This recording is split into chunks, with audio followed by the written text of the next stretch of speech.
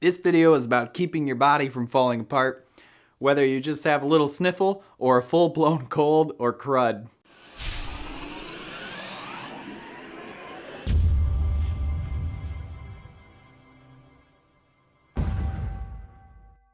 How's it going, guys? This is Chris back with another episode of Working Body Wednesdays. Working Body Wednesdays is where we talk about posture, functional movement, and hardening your body so it's better able to handle the demands of daily life. If that sounds like something that's interesting to you, be sure to subscribe and hit the little bell so you never miss another video again. Don't worry, guys, I'm not actually sick. You can't catch it through the video. I was just sick, though, so that gave me the idea for this video. And what I wanted to do was give you some guidelines on what you can do to exercise depending on the different stages you might be in and being sick. This is not absolute medical advice. I want to give you some general precautions and tell you some things. I'm going to break it down into different categories as if, three different categories. You're feeling just slightly under the weather, or you're feeling like butt, or you're feeling like death. So those three different levels there. Even if you're not sick right now, save this video link so you can come back to it when you are feeling sick as a reference. Of course, the most important thing of any exercise routine is to have proper attire. I've got my lovely and comfortable t-shirt here. I have my blanket for the chills.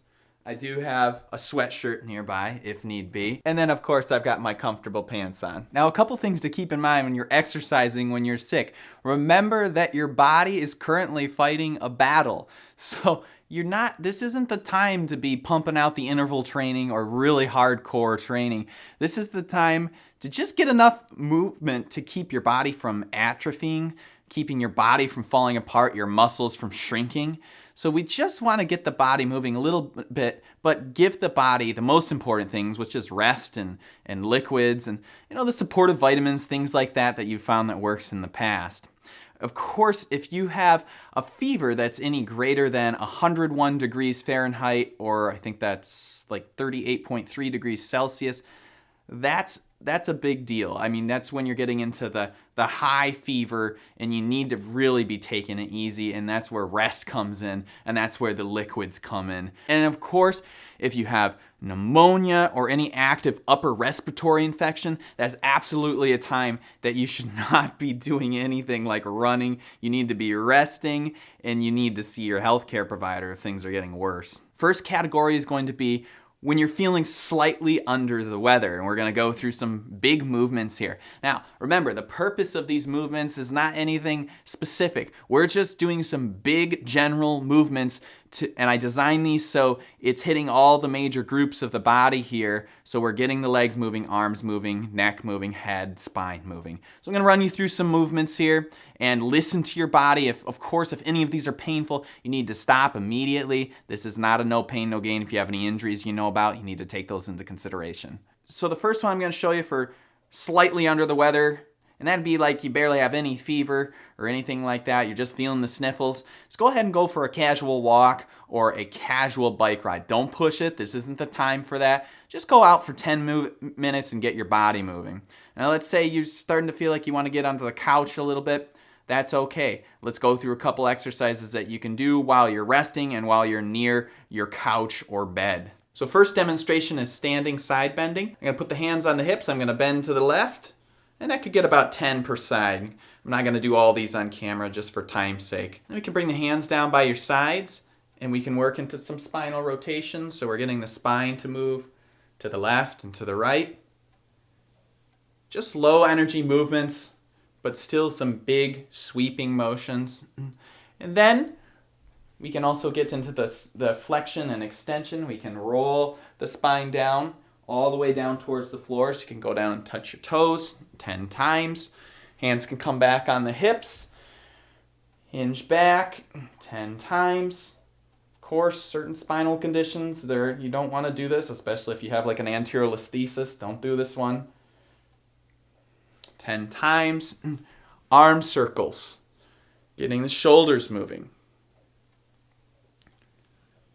10 per direction. Now these numbers are just totally arbitrary because just giving you a number so you can start with, listen to your body, see how you feel, go the other direction. 10 times each direction. Shoulder rolls. rolling the shoulders. A lot of these I'm taking into consideration that you're going to be lying down a lot, so we're moving some of the parts that don't get moved. And then roll the other direction 10 times. Allow those shoulders to just drop each time as you come around your circle. Neck motions. Nodding, extending. Again, same precautions here if you have any severe neck problems. Looking over the left and right shoulder. Turning to the left and to the right. And some head rolls. We could do 10 of each of these. This is also a time we want to be doing a lot of deep breathing, so to make sure that we are getting air into the lungs, even if you have a little bit of a congestion, assuming that you can still breathe through the nose, we want to breathe in deeply through the nose. Expand outwards, breathe out. Drawing everything together, front, back, and sides, expanding like a balloon. And exhaling, drawing the front, back, and sides together. Going down onto your surface here, your bed, we could go into a cat-camel, where we're arching and flattening the back. The head follows the spine. And then lastly, some squats. You don't have to go into a full squat, but just getting the hips moving a little bit as well. Coming up and down. These aren't our full loaded squats with a weight rack. We're just doing some gentle body squats here. Lastly, for this category, right on the bed, you can come up into a little mini cobra, so we're getting some extension of the spine. You'd be looking straight forward, of course. I'm just looking at the camera. Coming back down, 10 of those. Lastly, on your back, bridges. Getting the glutes working a little bit.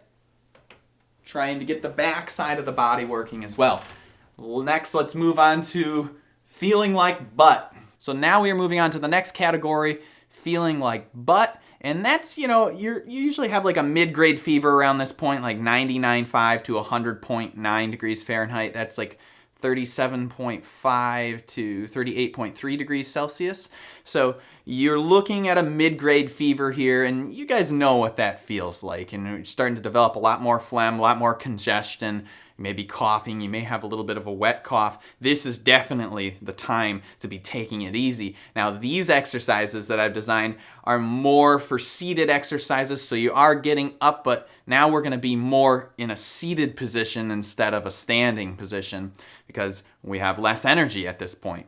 All right, so we're in the feeling like butt category now. And so mostly seated, I'm gonna ramp these down a little bit, not as many exercises, just a few big motions and seated.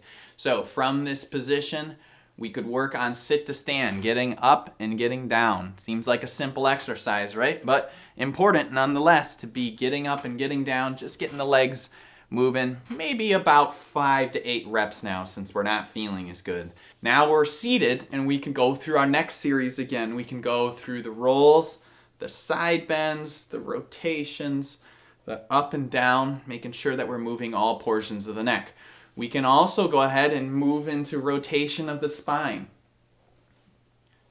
Left and to the right. Also the side bending again, we can still do all these motions and seated. Now we're just making it a little easier because we're not weight bearing. Again, this is a good opportunity to move through your spine.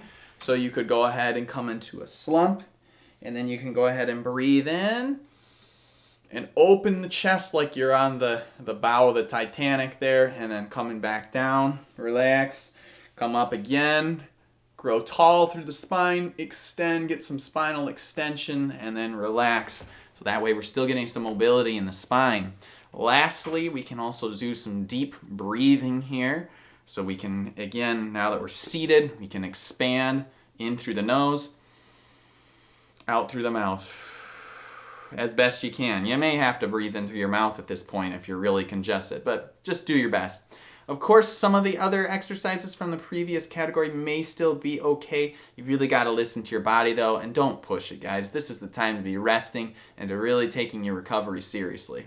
Lastly is the feel like death category, and this is when we've got a fever of greater than 101 degrees Fahrenheit or about 38.3 degrees Celsius. So if it's getting much higher than that, that's a concerning point. You know, if we're getting up into the 104 degree category of 104 degrees Fahrenheit, that is when some pretty serious things can start to happen, and you definitely need to go to the ER or see a doctor right away. But you know, if you're still hanging out, you're an adult and you're hanging out on the 102 degree category, that's okay. You know, that's normal. Your body's fighting off the infection. So the ones I'm going to show you here are assuming you can barely move though, and you're going to be on your back. So these are some really general basic exercises, but still going to be moving each section of the body. So we're going to go ahead and lie on your back, because that's basically all you're going to be doing for the rest of this last section here when you're feeling like death. Oh, by the way, guys, I got my awesome, stylish wool socks on here. So, you know, that was, of course, part of the exercise attire as well. So you can start with some overhead circles and overhead reaches like that, stretching out, reaching your body out through your feet and through your legs and arms, getting that nice big long stretch. Go ahead and bend the knees, and we can take them over to the right and over to the left. So we're getting some lumbar rotation here. This is still a place you can do your neck rolls and your nods and even your circles. Keep the neck moving. Keep that all moving. Leg slides. Just like after some of those post-surgery things that people do after a total knee or total hip. You can slide one leg in. You could scissor a little bit if you're feeling up to it. Otherwise, just do one leg. Get the legs moving a little bit here. Don't need to be too fancy.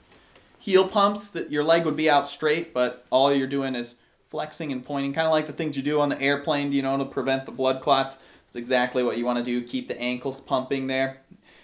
Deep breathing the best you can. Even if you do have a lot of congestion in the chest, you want to be moving that phlegm in most cases. So breathing in deeply while lying down, in through the nose, out through the mouth. In through the nose, out through the mouth. Practice turning in bed. Just use your muscles to turn. That's all you need to do. Use momentum. Reach across. Practice turning in bed. So you're still using some of those muscles. Lastly, stretch out the wrists and hands. You can get the fingers to extend. You can bring the wrist up and down, spread the fingers, close the fingers, spread the fingers, close the fingers. And that is really all you should be doing about at this point. I wouldn't be doing much more than that, because the main priority, again, I know I sound like a broken record, is rest and fluids. Well, guys, that's pretty much going to do it for the complete guide to exercising while sick. Of course, if you have any questions, thoughts, comments, any experiences you'd want to share, be sure to do so in the comments section below. Unfortunately, I have to get to work now, so I'm going to go get dressed for real. But I can't wait to see you next Wednesday at 5 p.m. Eastern Time, where we'll be posting similar videos on posture and hardening your body so it's better able to handle the demand of daily life. If you haven't already, go ahead and subscribe, hit the little bell so you never miss another video again. I look forward to seeing you guys next Wednesday. Have a fantastic rest of your day.